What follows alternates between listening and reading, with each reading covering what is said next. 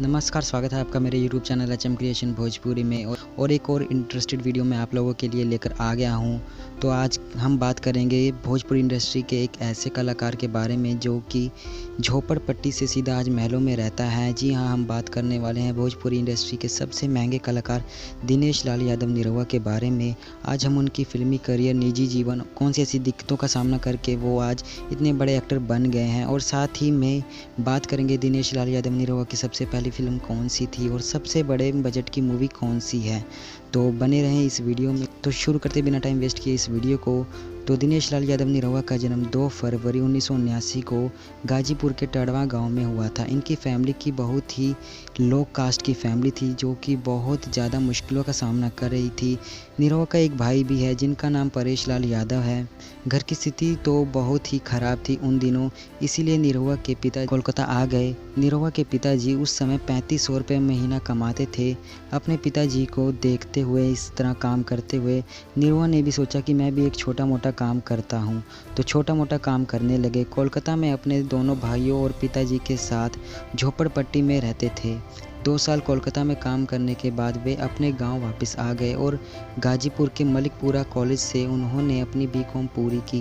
निरहुआ के पूरे परिवार में सबसे ज़्यादा गायक हैं निरहुआ के पिताजी और उनके दादा और उनके बड़े दादा। चचेरे भाई प्यारे लाल यादव उन दिनों बिरहा में काफ़ी प्रचलित थे। इसी को देखते हुए दिनेश लाल यादव निरहुआ ने भी सोचा कि मैं भी एक गायक बन सकता हूँ, और सोचते वो भी गाना शुरू कर दिए। एल्बम गाने से पहले वो गांव की शादियों में स्टेज शो करते थे।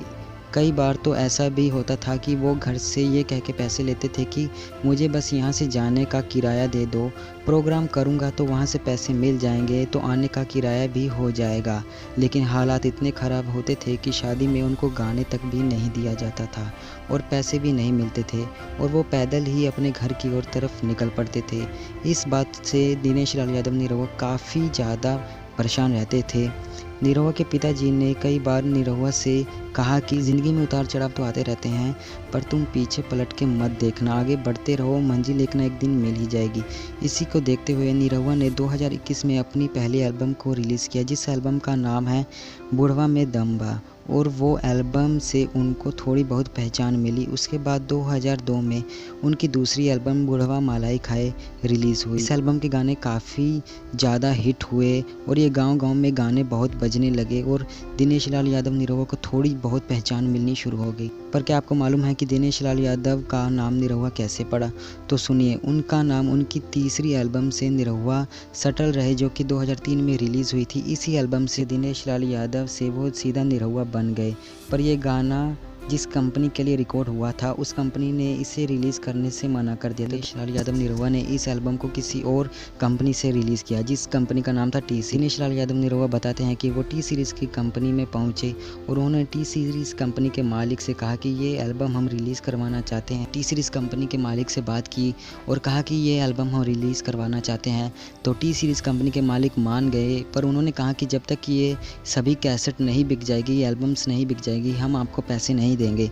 तो दिनेश लाल यादव निरहुआ अपने गांव वापस आ गए और 3 महीनों के बाद जब वो एक शादी में स्टेज शो करने जा रहे थे, तब उनको पता ही नहीं था कि पहली बार उनको देखने और सुनने के लिए काफ़ी लाखों की भीड़ इकट्ठा इसलिए हुई थी क्योंकि वो एल्बम काफ़ी ज़्यादा हिट हो गई थी। उस स्टेज शो में सभी फैंस की बस एक ही रिक्वेस्ट थी कि आप एक ही गाना गाएं। निरहुआ सटल रहे और पूरी रात निरहुआ ने यही गाना गाया, और एकमात्र गाना है जो कि लाइफ चेंजिंग मोमेंट में बदल गया। और उसके बाद हिट पे हिट एल्बम्स, फिर उनकी लाइफ में फिल्मी करियर का दौर भी आ गया और निरहुआ को अपनी फिल्म 2005 में सबसे पहली फ़िल्म मिली जिस वक्त वो 26 साल के थे। उस फिल्म का नाम हमका ऐसा वैसा ना समझो, पर यह फिल्म कभी रिलीज़ हुई ही नहीं। भोजपुरी सिनेमा में इस फिल्म का नाम निशान कहीं है ही नहीं, सिर्फ ये फिल्म यूट्यूब पर पड़ी है। फिल्म रिलीज़ ना होने के कारण वो काफ़ी ही डिप्रेशन में चले गए। फिर उनकी लाइफ में एक और मूवी का प्रोजेक्ट आया जिस फिल्म का नाम था चलत मुसाफिर मुझे मोह लियो रे। उसके बाद 2008 में उनकी तीसरी फिल्म निरहुआ रिक्शा वाला, जो कि एक ब्लॉकबस्टर मूवी साबित हुई। 6 लाख में बनी इस फिल्म ने 25 लाख की कमाई की। उसके बाद तो फिल्मों की लाइन सी लग गई, जैसे कि परिवार हो गई, नी दीवाना तोहरे प्यार में, विधाता, दिल, लोफर, राजा बाबू। निरहुआ ने 2005 से 2020 तक टोटल 45 मूवीज़ कर चुके हैं। निरहुआ इकलौते ऐसे कलाकार हैं जिनके नाम पे ही कितनी फिल्में बनी हैं। निरहुआ रिक्शावाला 1, निरहुआ रिक्शावाला 2, निरहुआ चलल लंडन, निरहुआ चलल ससुराल, निरहुआ चलल ससुराल 2, निरहुआ हिंदुस्तानी के अभी तक 3 सीक्वल आ चुके हैं। अब बात करते हैं दिनेश लाल यादव निरहुआ की सबसे महंगी फिल्मों के बारे में। तो निरहुआ की सबसे महंगी फिल्म जो कि हाल ही में बिहार झारखंड के सिनेमाघरों में रिलीज़ हुई है लॉकडाउन के बाद, जिस फिल्म का नाम है रोमियो राजा। इस फिल्म का बजट है 5 करोड़।